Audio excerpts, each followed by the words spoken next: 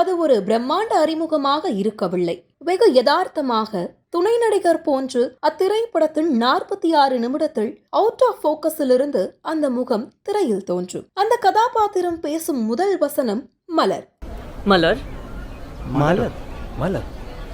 ஆம், சாய் பல்லவியின் அறிமுக காட்சி அது. அதற்கு முன் சின்னத்திரை நிகழ்ச்சிகள் மூலமாக பிரபலமாகி இருந்தாலும், வெள்ளித்திரையில் துணை நடிகையாக ஓரிரு படங்களில் நடித்திருந்தாலும் அதுதான் அவரது அறிமுக காட்சி. திரை ரசிகர்களின் மனதில் ஆழப்பதிந்த காட்சி. So I'm Malar, Abby Tissue System Analysis and Design this semester.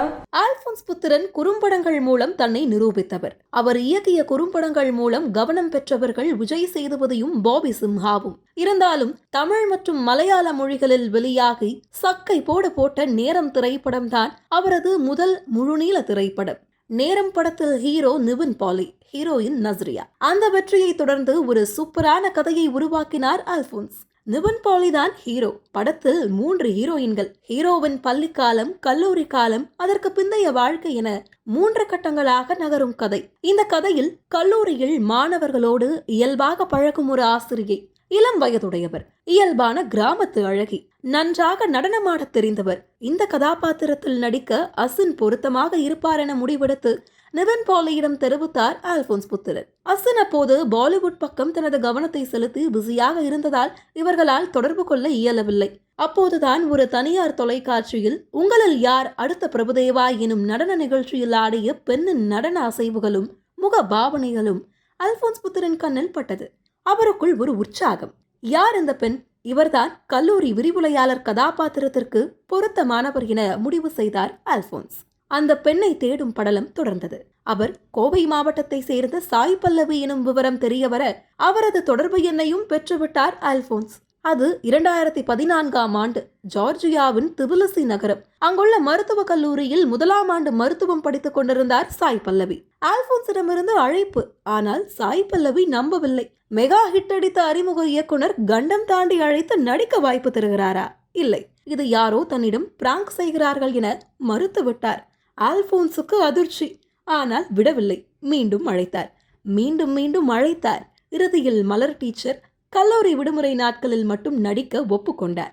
தனது 23வது பிறந்த நாள் கொண்டாட்டம் சாய் பல்லவிக்கு மறக்க முடியாத நாளாக அமைந்தது.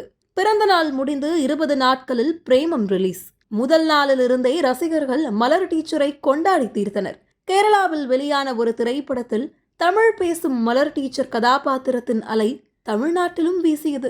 உங்க பேரு? கோயா. கோயா. டீச்சர்மாரோடு பரவாயில்லட்டா டீச்சரே. சொல்ல மாட்டேன். யார் அந்த சாய் பல்லவி என மக்கள் தேடத் தொடங்கினர். அந்த அலை கரை திரும்புவதற்குள் அடுத்த ஹிட் கலி.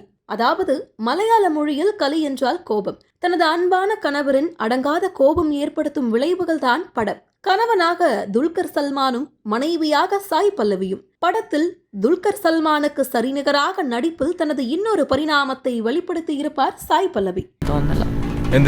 நின்ன கெட்டான். அடுத்து 2017இல் ஷேகர் கமுல்லாவின் ஃபிதா திரைப்படம் மூலம் தெலுங்கில் அறிமுகமானார் சாய் பல்லவி. வருண் தேஜ் கதாநாயகன். அழகான காதல் கதை. பாக்ஸ் ஆபீஸில் வசூல் சாதனை படைத்த இந்த படத்தின் வெற்றிக்கு சாய் பல்லவியின் பங்களிப்பை மறுக்க முடியாது. தெலுங்கு ரசிகர்கள் அதிகம் மேக்கப் இல்லாத இந்த இயல்பான அழகியின் நடிப்பிற்கும் நடனத்திற்கும் சொக்கி போயினர்.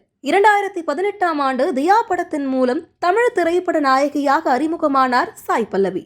ஏஎல் விஜய் இயக்கிய இப்படத்தில் சாய் பல்லவியின் நடிப்பு விமர்சகர்களால் பாராட்டப்பட்டது.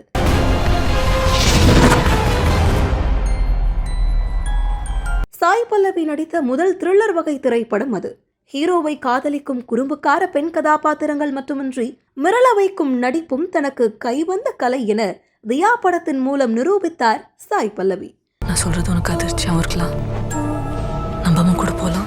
மாரி 2வில் அராத்து ஆனந்தியாக மற்றொரு மாறுபட்ட கதாபாத்திரம். அதனைத் தொடர்ந்து செல்வராகவனின் NGKவில் கணவன் மீது பொசசிவ் மிக்க மனைவி கதாபாத்திரம். உண்மையிலேயே நம்ம சுதந்திரம் பிரிட்டிஷ்காரவங்க கிட்ட இருந்து வாங்கி அரசியல்வாதிங்க கிட்ட கொடுத்திருக்கோம். கார்கி திரைப்படத்தில் சூழ்நிலை கைதியாக இருக்கும் பெண் நியாயத்தின் பக்கம் நிற்கும் கனமான கதாபாத்திரம் என தனது நடிப்பு பயணத்தில் அடுத்தடுத்த உயரத்திற்கு ஜெட் வேகத்தில் முன்னேறினார் சாய் பல்லவி. திரைத்துறைக்கு வந்த 13 ஆண்டுகளில் ஏனோதானோவென கதாபாத்திரங்களை தேர்ந்தெடுத்து அதிக எண்ணிக்கையில் படங்களில் நடிக்க வேண்டும் என்கிற எண்ணம் சாய் பல்லவியிடம் இல்லாததும் அவரது புகழுக்கு இன்னொரு காரணமாக அமைந்தது. தன்னுடைய கதாபாத்திரம் சும்மா ஆடி பாடி விட்டு செல்வதற்கு என்று இல்லாமல் பேசப்படும் பாத்திரமாக, நடிப்புக்கு தீனி போடும் பாத்திரமாக, தனது பரிணாமங்களை வெளிப்படுத்துபவையாக இருக்க வேண்டும் என்பதில் கவனமாக இருக்கிறார் சாய் பல்லவி.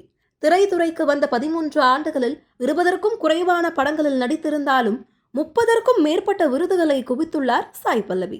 அறிமுகமான பிரேமம் திரைப்படம் முதல் இறுதியாக நடித்த அமரன் வரை அவருடைய நடிப்புக்கு விருதுகள் வாகை சூடி பெருமை கொண்டன. இதுவே இவரது நடிப்பு திறமைக்கு மிகச்சிறந்த சான்று. மலையாளம், தெலுங்கு, தமிழ் மொழி திரைப்படங்களை தொடர்ந்து நிதேஷ் திவாரி இயக்கத்தில் ஹிந்தியில் ரன்பீர் கபூருக்கு ஜோடியாக ராமாயணம் திரைப்படத்தில் சீதையாக நடித்துக் கொண்டிருக்கிறார் சாய் பல்லவி. கலை மொழிகளை தாண்டி அனைவருக்குமானது என்பதை இதற்கு முன் பல கலைஞர்கள் நிரூபித்திருந்தாலும் தமிழ் மொழி பேசும் மலர் டீச்சராக மலையாள படத்தில் அறிமுகமாகி தமிழ் படமான அமரனில் மலையாளியாக நடிக்கும் வாய்ப்பை சாய் பல்லவிக்கு அவர் நேசிக்கும் கலையே வழங்கியிருக்கிறது. விரைவில் சீதையாக திரையை அலங்கரிக்க உள்ள சாய் பல்லவிக்கு இனிய பிறந்தநாள் வாழ்த்துக்களை தெரிவித்துக் கொள்கிறது பிரைம் டாக்கீஸ்.